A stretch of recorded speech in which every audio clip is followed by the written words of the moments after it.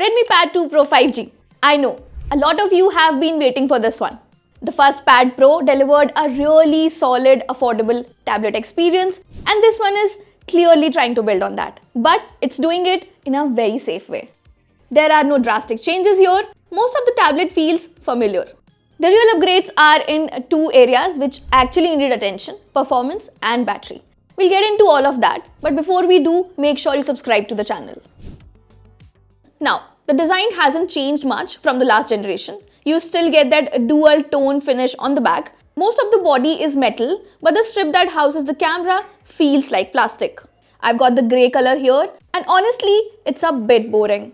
The only real bit of personality is this triangular pattern etched into the strip on the back.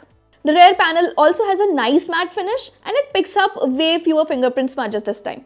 You'll also notice two camera rings on the back, but only one of them actually has a camera sensor. The other one looks like a camera, but it's just an LED flash. It's basically there for symmetry. At the bottom, you get a USB-C port and a 3.5mm headphone jack, which is always good to see. On the right side, there's a tray for a 5G SIM card and a micro SD card for storage expansion. The unit that I have here comes with 8GB of RAM and 256GB of storage. Up front, the display is flat, surrounded by symmetrical bezels. They're neither slim nor too chunky. The tablet is a bit heavier than the previous Redmi Pad Pro, but that's expected with a massive 12,000 mAh battery inside. Even then, I had no trouble sliding it into a laptop bag or a rucksack and carrying it around. Holding it for long periods is where you really feel the size. This is a 12.1-inch tablet, so it's big, and for me, it does get a little uncomfortable during longer sessions. If you have got bigger hands, you'll probably be fine. Now, as far as I can tell, this is more or less the same display that you got on Redmi Pad Pro. It's still a 16:10 12.1-inch 2.5K LCD panel with a 120Hz refresh rate, Dolby Vision support, and up to 600 nits of brightness. The main change here is the color depth. The previous Pad Pro offered 12-bit color, while this one is limited to 10-bit. But the display looks vivid and is well tuned. I watched Stranger Things Season 5 on Netflix and was satisfied with the color reproduction. It also supports Widevine L1, so you get full HD streaming on Netflix. We also get Dolby Vision for HDR content. The screen is a bit reflective, which might bother some people, but overall it's a good viewing experience.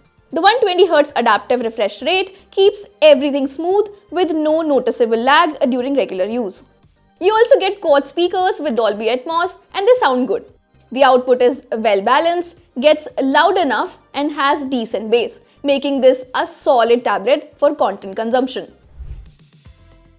Now, one of the biggest talking points here is the battery. There's a 12,000 mAh battery inside this tablet, which is 2000 mAh more than the first Pad Pro. Xiaomi says that it's the biggest battery that you will find in a 12-inch tablet, and they are claiming over 14 hours of video playback.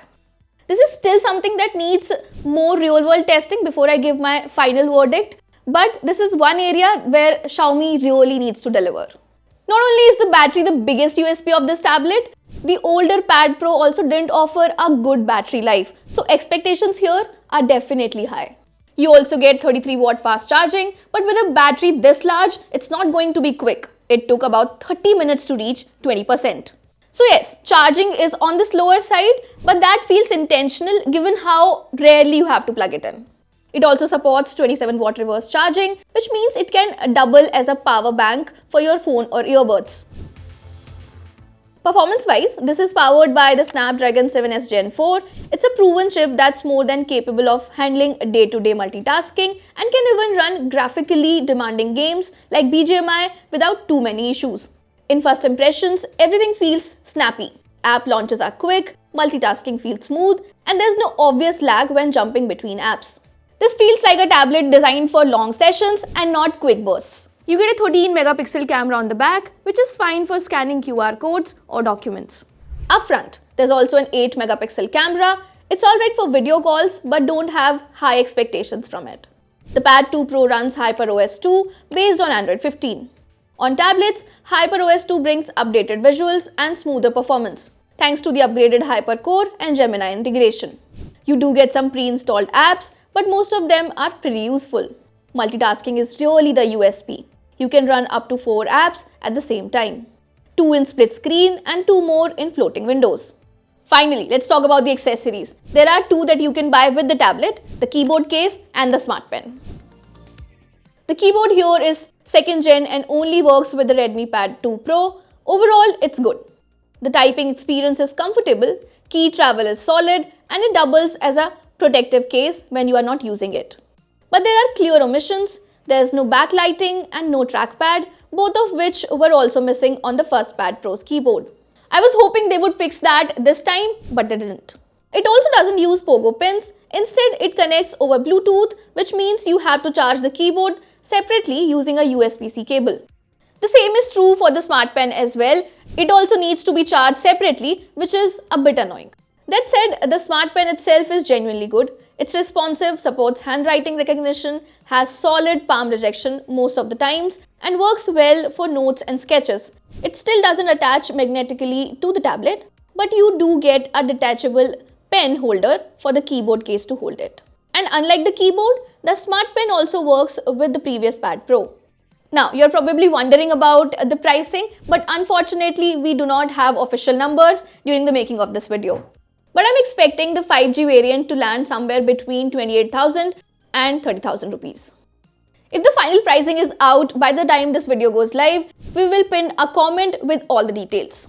That's it for our first impressions of the Redmi Pad 2 Pro. We will be testing it more for a full review.